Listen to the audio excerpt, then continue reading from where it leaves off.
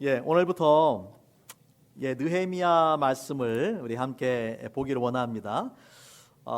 느헤미야는 아주 제가 좋아하는 그 성경의 책들 중에 하나인데, 느헤미야의 그 역사적인 배경을 먼저 보면은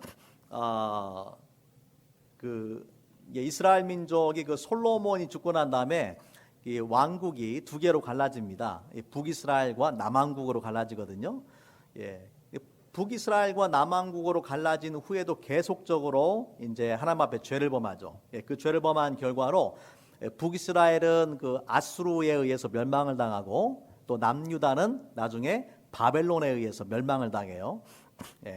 바벨론에 의해서 멸망을 당했지만은 하나님께서 여전히 이 다윗의 왕좌가 계속되었던 이 남유다에 은혜를 베푸셔서 이제 세 번에 걸쳐서 포로들이 귀환되는 그런 사건이 일어납니다. 이 이스라엘 역사에서 아주 중요한 사건인데, 첫 번째 그 포로 귀환은 수룹바벨에 의해서, 수룹바벨이라는 사람을 통해서 이루어지고, 수룹바벨 하에 약 5만 명이 되는 사람들이 예루살렘 땅에 오게 되거든요. 와서 그들이 한 일이 뭐냐면 성전을 재건하는 거예요. 성전 재건. 성전 재건한다라는 것은 제사 또는 그 예배하고 관련이 있죠. 두 번째 그 포로 귀환은 약 80년 후에 그 에스라를 통해서 포로 귀환이 이루어지는데, 에스라가 왔을 때는 예루살렘에서 에스라가 하는 중요한 역할은 뭐냐면은 그 회개 운동, 회개하고 영적인 부흥과 각성이 일어나요. 자, 그리고 나서 마지막으로 이 포로 귀환을 이끈 사람이 누구냐면 느헤미야입니다. 느헤미야가 포로 귀환을 해서 했던 중요한 일이 뭐냐면 예루살렘의 성벽을 재건하는 거예요. 성벽 재건. 자, 그래서 세 차례에 걸쳐서 이 포로 귀환이 이루어지는데, 저는 이것이 영적으로 매우 중요한 의미가 있다라고 생각을 합니다. 첫 번째는 뭐냐면요, 그 사람이 모이는 거예요. 예루살렘에 사람이 모이고 성전이 세워짐으로 예배가 회복되는 거예요. 여러분 이거 중요하겠죠, 그죠? 그런데 사람이 모이고 예배가 회복되는 것만 중요한 것이 아니라 이제 에스라를 통해서 영적인 부흥과 각성이 일어나는 거예요. 영적인 부흥과 각성. 자, 그 다음에 한 것이 뭐라고요? 느헤미야를 통해서 예루살렘에 뭘 짓는다? 성벽을 짓는다. 성벽. 여러분 성벽을 왜 짓습니까? 성벽을 왜 지어요? 멋있으라고?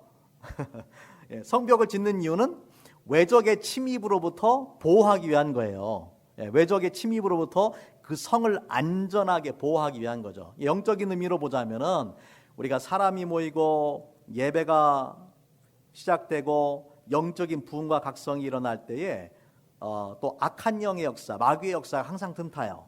그래서 이 마귀의 역사로부터 믿음의 공동체를 보호하는 것이 매우 중요합니다. 자, 그러한 역할을 하는 데 있어서 귀하게 쓰임 받았던 사람이 느헤미야다. 느헤미야는 특별히 오늘 첫 시간에 이제 느헤미야를 보면서 느헤미야의 기도를 함께 살펴보기를 원합니다. 여러분, 느헤미야는요 기도의 사람이에요. 느헤미야서 전체를 통해서 많은 기도들이 발견되는데, 느헤미야 1장이 페르시아에서의 그런 기도로 시작되고, 느헤미야 13장은 예루살렘의 기도로 끝이 납니다.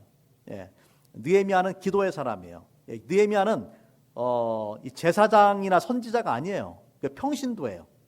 관원이었어요. 그럼에도 불구하고 하나님 앞에 기도하기에 힘쓰는 사람이다. 여러분, 우리 믿음의 사람들에게 기도는 특권인 동시에 의무죠. 우리 하나님이 주신 그 많은 축복 가운데 기도보다 더 귀한 것이 없습니다. 하지만 또한 기도는 하나님의 명령이에요. 쉬지 말고 기도하라. 또 무시로 성령 안에서 기도하라. 그렇게 말씀했어요. 선지자 사무엘은 기도를 쉬는 것을 죄라고 불렀어요. 우리가 믿음의 사람은 기도를 끊임없이 하나님 앞에 기도해야 된다. 그리고 하나님은 그렇게 기도하는 사람을 통해서 일하신다라는 것을 기억을 해야 됩니다. 자, 그런데 전 세계에 20억이 넘는 크리스찬들이 있어요. 전 세계 인구 중에서 70억이 넘는 사람들 중에서 20억에 해당되는 사람이 그리스도인들인데, 이 사람들이 다 기도할 거 아니에요. 그러면 하나님께서 그 기도를 다 응답해 주실까요? 20억이 되는 사람들의 기도를 다 응답해 주면 어떤 일이 벌어질까요? 아마 세상이 지옥으로 변할 거예요. 왜냐하면은 온갖 사람들이 자기 욕심, 자기만을 위해서 이기적인 기도를 할 거 아닙니까? 하나님께서 그러한 기도를 다 들어주시면은 세상이 지옥으로 변해요. 그래서 우리가 많은 사람들이 하나님 앞에 기도하지만 하나님이 응답하시는 기도가 있다. 하나님의 마음에 합한 기도가 있다. 하나님을 감동시키는 기도가 있다라는 것이죠. 그러한 기도의 본을 보여준 사람이 누구냐면은 느헤미야입니다. 느헤미야를 통해서 우리가 기도를 배워야 됩니다. 자, 오늘 말씀 통해서 저는 하나님을 감동시키는 기도라는 제목으로 이 5가지 기도의 원리들을 함께 살피기를 원합니다. 첫 번째는 뭐냐면요, 하나님 앞에 간절한 기도를 드리는 거예요. 간절한 기도. 오늘 말씀 속에 있었던 말씀 속에 있는 그 느헤미야는 지금 현재 그 페르시아 땅에 살고 있었는데, 이 페르시아는 예루살렘에서 1000마일이나 떨어져 있었어요. 상당히 그런 이 먼 거리에 떨어져서 살고 있었는데, 예루살렘을 다녀온 사람들로부터 아주 안 좋은 소식을 듣게 되는 것이죠. 자기 민족 그 예루살렘의 이스라엘 남유다의 그 좋지 않은 소식을 듣게 됩니다. 오늘 말씀에 그 2절 말씀 볼까요? 내 형제들 가운데 하나인 하나니가 두어 사람과 함께 유다에서 내가 이르렀기로 내가 그 사로잡힘을 면하고 남아있는 유다와 예루살렘 사람들의 형편을 물은즉 그들이 내게 이르되 사로잡힘을 면하고 남아있는 자들이 그 지방 거기에서 큰 환난을 당하고 능욕을 받으며 예루살렘 성은 무너지고 성문은 불탔다 하는지라. 사실 이것은 이제 전에 바벨론이 침공했을 때에 성을 다 무너뜨려 버렸어요. 성문도 다 불태워 버렸어요. 그런데 그런 상태로 여전히 있다라는 거예요. 성전은 재건했지만은 아직도 성벽은 불타고 성문도 불타고 이러한 상태로 그대로 남아 있다라는 것이죠. 그때에 이러한 그 나쁜 소식을 느헤미야가 듣게 된 것입니다. 여러분, 우리 인생에 물론 우리는 이제 좋은 소식만 듣기 원하지만은 실제 우리의 삶은 좋은 소식만 있는 것이 아니라 나쁜 소식도 있잖아요. 굿 뉴스도 있고 배드 뉴스도 있어요. 여러분, 좋은 소식이 들릴 때 또는 기쁜 일이 있을 때, 감사한 일이 있을 때, 또 나쁜 일이 있을 때에 우리가 믿음의 사람으로서 어떻게 해야 되느냐? 야고보서 5장 13절 보면 이렇게 말씀을 합니다. 너희 중에 고난 당하는 자가 있느냐? 그는 기도할 것이요 즐거워하는 자가 있느냐? 그는 찬송할지니라. 아주 명확한 정답이에요. 우리가 고난이 닥쳐오면은 믿음의 사람으로서 우리가 기도해야 되고, 또 즐겁고 감사한 일이 있으면 하나님 앞에 찬송해야 된다. 아멘입니까? 여러분, 기쁘고 감사할 때 하나님 앞에 감사의 찬송을 드리는 거예요. 하지만 힘들고 어려운 일이 있을 때 뭐 하셔야 돼요? 기도해야 된다. 고난이 닥칠 때에 기도해야 된다. 느헤미야는 이 자기 민족의 문제를 가지고 기도하기 시작했어요. 사실 느헤미야 개인적으로 볼 때는 지금 행복하게 잘 살고 있어요. 이 페르시아 땅에서 그 왕의 술 맡은 관원장으로 살고 있었습니다. 여러분, 술 맡은 관원장은 그 당시에 아주 중요한 직책이에요. 왜냐하면은 왕을 누가 암살한다든지 할 때에 술에 독을 탈 수 있잖아요. 그렇기 때문에 이 술 맡은 관원장이라는 것은 왕의 생명과 직결되는 그러한 중요한 사람이고, 왕이 절대적으로 신임하는 사람, 신뢰하는 사람을 그 자리에 앉혀놓는 거예요. 그러니까 느헤미야는 이 페르시아 땅에서 지금 행복하게 잘 살고 있어요. 또 예루살렘에서 태어난 사람도 아니고 페르시아 땅에서 태어난 2세예요. 2세. 마치 그 한국 사람이 미국에서 태어난 것처럼. 하지만 느헤미야는 자기 민족을 사랑하는 그런 애국자였습니다. 여러분, 우리가 기도할 때에 나의 문제 가지고 당연히 기도하겠죠. 하지만 내 문제만 가지고 기도하는 것이 아니라 내가 속한 공동체를 위해서 기도해야 돼요. 나의 가족은 당연하고, 우리의 교회, 내가 속한 직장, 내가 속한 도시, 내가 속한 주, 이 나라와 민족, 또 심지어 전 세계를 위해서. 여러분 우리 목요 기도회, 금요 기도회 오시는 분들은 아시겠지만 우리가 이 순서대로 기도를 합니다. 우리 지역 사회를 위해서 기도하고 미국 땅을 위해서, 한국 땅을 위해서, 또 전 세계를 위해서 우리가 기도합니다. 우리가 속한 공동체를 위해서도 우리가 반드시 기도해야 된다. 자, 그런데 이 느헤미야의 기도를 보면은 어떤 기도를 했는지를 보면은요, 아주 간절한 기도를 하나님 앞에 드립니다. 자, 4절 말씀 같이 보겠습니다. 내가 이 말을 듣고 앉아서 울고 수일 동안 슬퍼하며 하늘의 하나님 앞에 금식하며 기도하며, 금식하며 기도하여. 자, 느헤미야의 이 첫 번째 반응이 뭐냐? 첫 번째 반응이 뭐냐? 이 문제를 듣고 이 문제 앞에서 자기가 할 수 있는 일을 찾아서 무언가를 하려고 하는 것이 아니에요. 첫 번째 느헤미야의 반응은 하나님 앞에 철푸덕 앉아가지고 눈물로 기도하는 거예요. 여러분 우리 믿음의 사람들은 우리 인생의 고난을 만날 때에 먼저 하나님 앞에 기도해야 돼요. 내가 먼저 그 일을 하려고 하지 말고 하나님 앞에 믿음으로 기도하는 거예요. 같이 한번 따라해 보겠습니다. 쌀통에 쌀이 떨어지면 쌀통을 부여잡고 기도하라. 쌀통에 쌀 떨어지면은 쌀통을 부여잡고 기도하세요. 이것이 믿지 않는 사람들의 눈에는 어리석게 보일 거예요. 미련하게 보일 거예요. 하지만은 믿음의 사람이라면요, 내가 먼저 무언가 하려고 하기 이전에 하나님 앞에 먼저 빈 쌀통을 붙잡고 그 문제를 가지고 기도하는 것입니다. 여러분이 아파도, 여러분의 자녀가 아파도 병원에 가기 전에 먼저 기도하세요. 하나님 앞에 기도하세요. 여러분이 경제적인 위기가 닥쳐도 하나님 앞에 먼저 무릎 꿇고 기도하세요. 기도가 우리의 믿음의 사람들에게는 첫 번째 문제에 대한 그런 반응이 되어야 될 줄로 믿습니다. 자, 느헤미야의 기도는 단순한 쉽게 하는 기도가 아니었어요. 느헤미야의 기도는 간절한 기도예요. 보세요. 어떻게 기도했는지 보세요.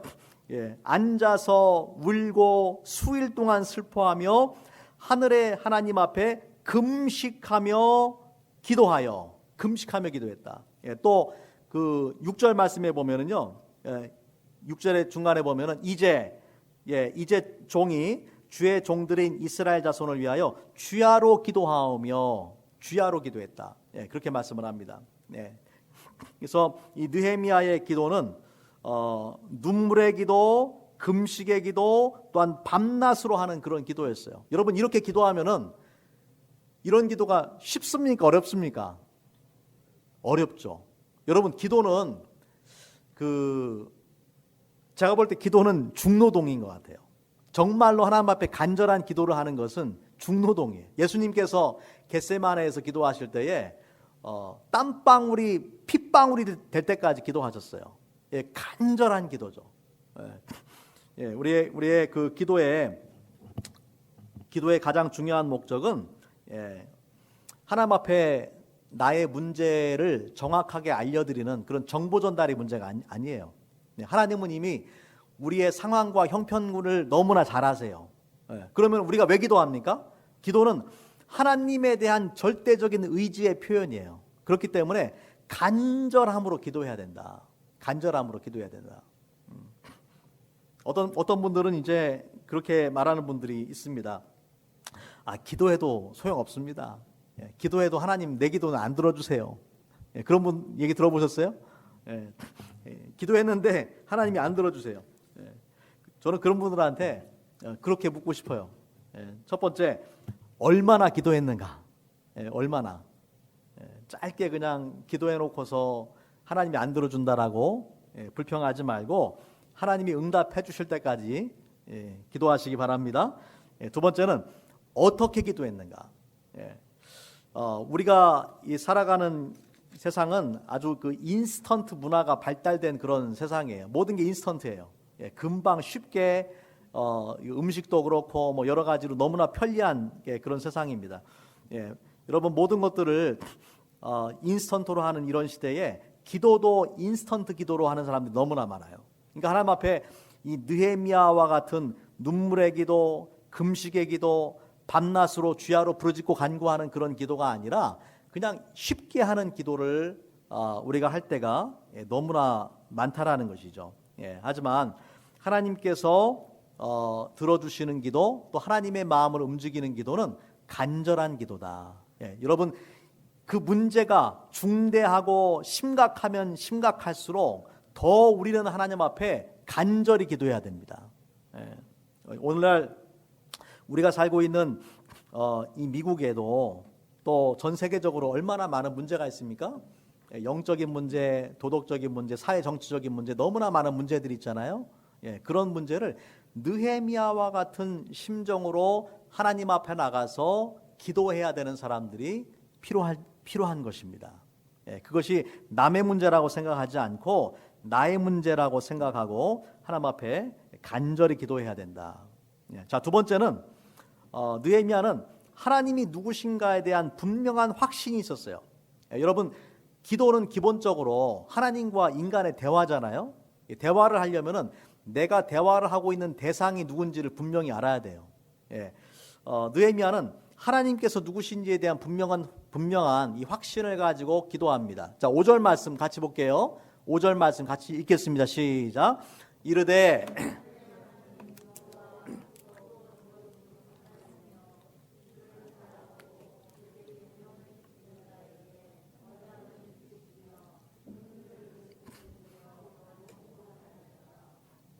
그 말씀에 보면은 이 느헤미야는 하나님이 누구신지를 분명히 알았는데, 이 첫 번째는 하나님의 위대하심을 고백합니다. 하늘의 하나님, 크고 두려우신 하나님.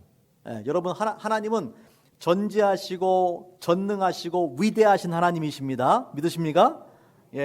느헤미야는 이걸 의심하지 않았어요. 하늘의 하나님, 크고 두려우신 하나님이십니다. 하나님께는 능치 못할 것이 없다라는 것을 분명히 알고 하나님의 능력에 대한 확신을 가지고 기도했다. 두 번째는 뭐냐면 하나님의 신실하심이에요. 하나님은 약속을 반드시 지키시는 분이다.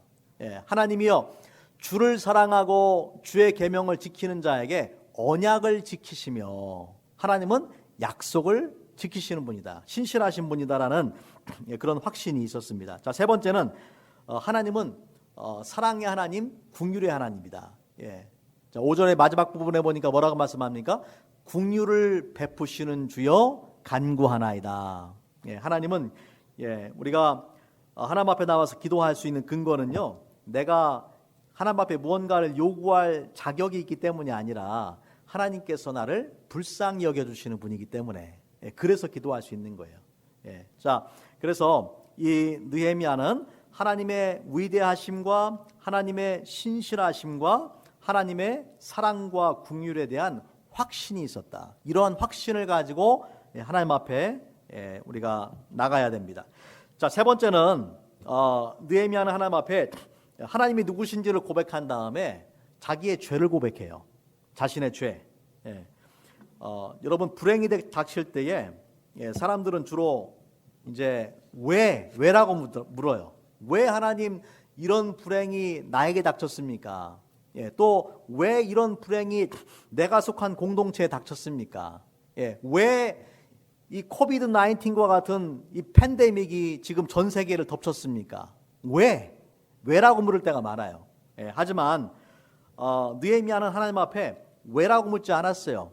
왜 지금 이스라엘 민족이 그렇게 고통을 당하는지 물어보지 않았어요. 왜냐하면 그 이유를 너무나 잘 알고 있으니까. 지금 현재 당하고 있는 고통의 그 이유가 바로 자기 민족의 죄 때문이라는 것을 너무나 잘 아는 거예요. 하나님 앞에 왜라고 따지질 않아요. 여러분, 지금 우리가 겪고 있는 이 팬데믹도 마찬가지죠. 이 문제가 어디서 왔겠습니까? 우연이라고 생각하세요? 저는 절대 그렇지 않다라고 생각합니다. 하나님이 주시는 심판이고 경고예요.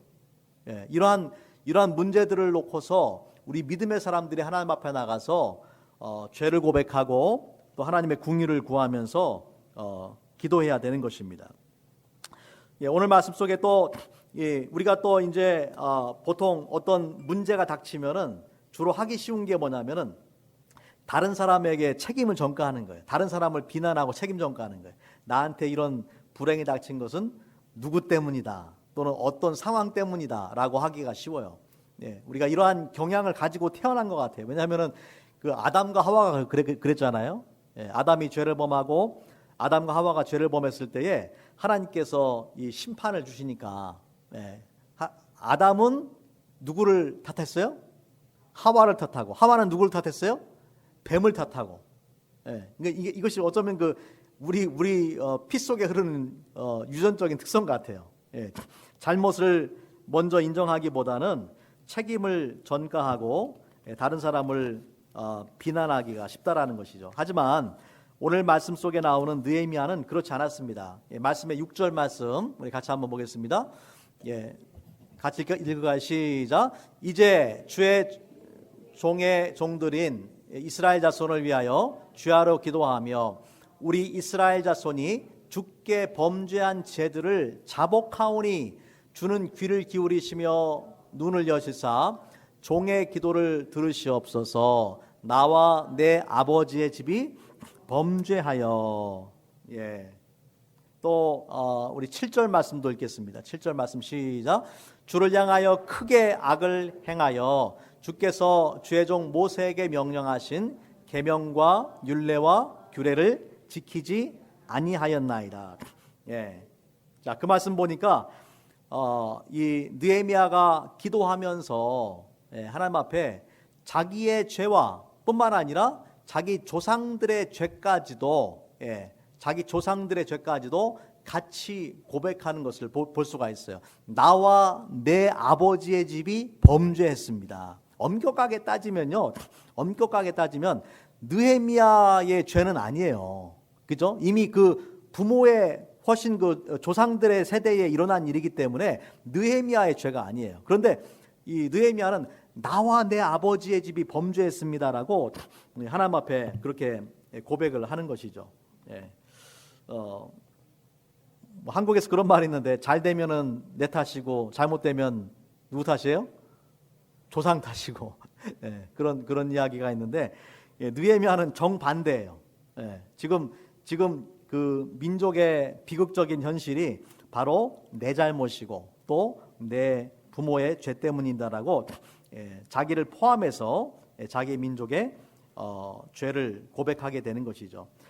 여러분, 우리가 고난 가운데 하나님 그 인간이 하나님과 바른 관계 속에 바르지 못한 관계 속에 있을 때는요, 불평과 원망이 나와요.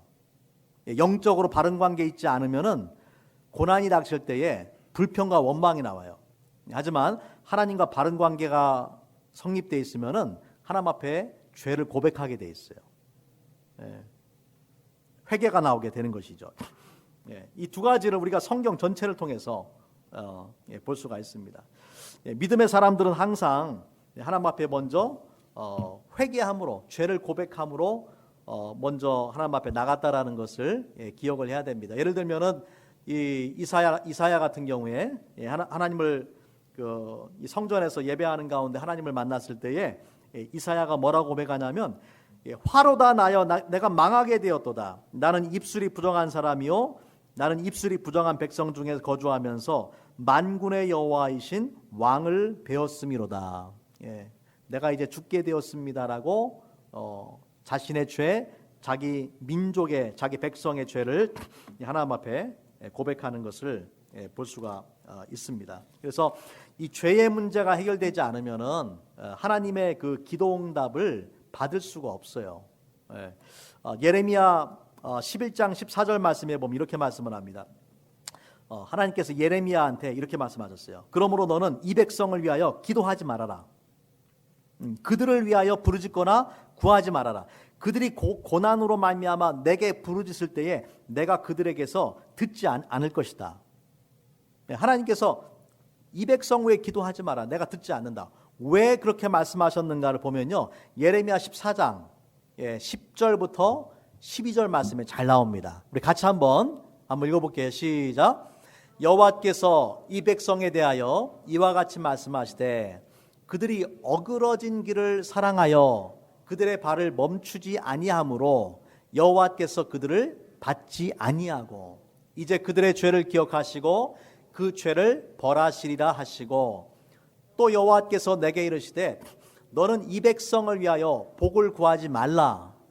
그들이 금식할지라도 내가 그 부르짖음을 듣지 아니하겠고 번제와 소제를 드릴지라도 내가 그것을 받지 아니할 뿐 아니라 칼과 기근과 전염병으로 내가 그들을 멸하리라. 여러분 무서운 말씀이죠. 무서운 말씀이에요. 하나님 말씀대로 순종하는 삶, 하나님을 경외하는 삶을 살지 않으면서 아무리 금식하고 부르짖고 하나님 앞에 번제와 소제를 드리면서 기도해도 하나님이 응답하지 않는다라는 거예요. 죄의 문제가 해결되지 않으면 하나님 앞에 죄를 고백하고 회개하지 않으면은 하나님께서 들어주지 않는다. 그러한 기도는 무능력한 기도라고 말씀을 하고 있습니다. 자, 네 번째 이 느헤미야의 기도는요, 하나님의 약속에 대한 확신이 있었어요. 지금 현재 비록 이스라엘 민족이 죄를 범해서 그런 고난을 당하는 상황 가운데 있었지만은 하나님의 말씀 속에서 하나님의 뜻을 발견하고 그 속에서 소망을 발견했습니다. 우리 8절 말씀, 8절과 우리 8절부터 10절 말씀 볼게요. 8절 먼저 읽겠습니다. 시작. 옛적에 주께서 주의 종 모세에게 명령하여 이르시되 만일 너희가 범죄하면 내가 너희를 여러 나라 가운데 흩을 것이요. 자, 이 약속은 어떤 약속입니까? 죄를 범하면 하나님이 흩으신다, 심판하신다. 죄에 대한 형벌의 약속이죠. 자, 그 다음에 9절 말씀, 9절과 10절 읽겠습니다. 시작.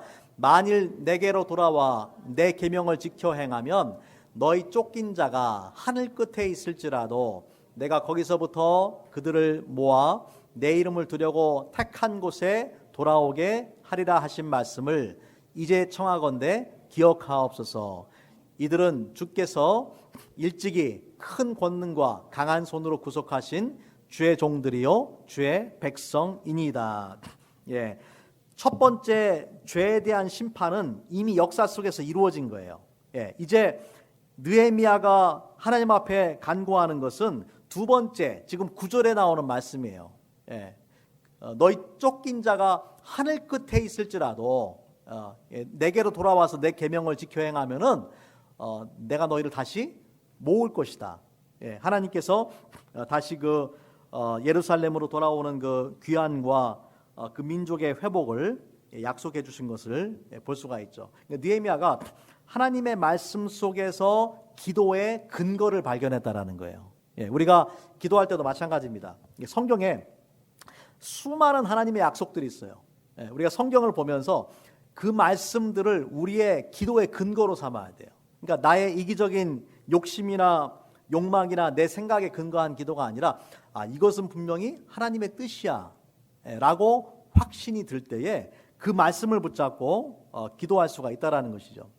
요한일서 5장 14절 15절 말씀 같이 한번 읽을까요? 시작. 그를 향하여 우리의 가진 바 담대함이 이것이니 그의 뜻대로 무엇을 구하면 들으심이라. 우리가 무엇이든지 구하는 바를 들으시는 줄을 안즉 우리가 그에게 구한 그것을 얻은 줄을 또한 아느니라. 우리의 기도의 담대함이 어디서 나오느냐 보니까 그의 뜻대로, 하나님의 뜻대로 구하면은 들으신다. 느헤미야는 하나님의 뜻을 발견한 거죠. 그 뜻을 발견하고 그 하나님의 뜻 가운데서 담대하게 기도한 것을 볼 수가 있습니다. 자, 마지막으로 느헤미야의 기도가 하나님의 마음을 감동시키는 기도였던 이유는 뭐냐면요, 기도 가운데 자신이 쓰임 받기를 원했어요. 하나님 앞에 자신이 쓰임 받는 것을 원했어요. 느헤미야 마지막에 그 11절 말씀 이렇게 기도합니다. 주여 구하오니 귀를 기울이사 종의 기도와 주의 이름을 경외하기를 기뻐하는 종들의 기도를 들으시고 오늘 종이 형통하여 이 사람들 앞에서 은혜를 입게 하옵소서 하였나니 그때에 내가 왕의 술관원이 되었느니라. 예. 이제 여기서 좀 번역이 잘못된 게 하나 있는데 이 사람들 앞에서라고 돼 있는데 원래는 이 복수가 아니라 단수입니다. 이제 개역개정 성경 이전에 개역 성경에는 이 사람이라고 돼 있었는데 개역개정 성경으로 번역을 하면서 이 사람들 복수로 번역을 했거든요. 근데 이제 원어에서는 이것이 이제 단수의 한 사람이에요. 누구를 의미하냐면은 당시에 페르시아의 왕인 아닥사스다 왕을 의미하는 것이죠. 자, 아까 말씀드린 것처럼 느헤미야는 왕의 술 맡은 관원이었어요. 예, 술 맡은 관원은 왕의 신임을 잇는 그런 중요한 직책을 가진 사람에게만 주어지는 중요한 그런 직책입니다. 느헤미야는 지금 하나님 앞에 자기 민족을 위해서 기도하는데 단순히 자기 민족이 잘 되기를 하나님께서 기도 응답해 주시도록 기도하는 것이 아니라 내가 그 일을 위해서 쓰임받게 해주세요라고 기도하는 거예요. 예. 여러분, 우리가 기도할 때에 어떤 문제를 보고 기도할 때에 단순히 그 문제만을 위해 기도하는 거하고 내가 그 일을 위해 쓰임받는 건 다르죠. 예. 단순한 요청이 아니라 하나님 앞에 이런 기도를 들어달라고 요청만 하는 것이 아니라 나 자신이 그 기도 응답의 도구로 쓰임받게 해달라고 기도를 드리는 거예요. 예, 그 일을 위해 쓰임받다로 해달라고 기도하는 거예요. 여러분, 하나님이 사람을 통해서 일하시는데 항상 하나님이 사용하고자 하는 사람의 마음속에 먼저 기도하기 원하는 그런 소원을 주세요. 먼저 기도를 시키세요. 그리고 그렇게 기도하는 사람을 통해서 하나님께서 사용하세요. 실제로 그 느헤미야의 기도가 응답이 됩니다. 오늘 말씀의 그 11절에 오늘 종이 형통하여, 주님, 내가 영어 성경에는 success라고 이렇게 번역이 됐는데, 주님, 내가 형통하게 해주세요. 잘 되게 해주세요. 왜? 내가 잘 먹고 잘 살으려고? 그렇게 기도한 것이 아니라 내가 형통하여서 이 사람 앞에서, 아닥사스다 왕 앞에서 은혜를 입게 하여 주옵소서.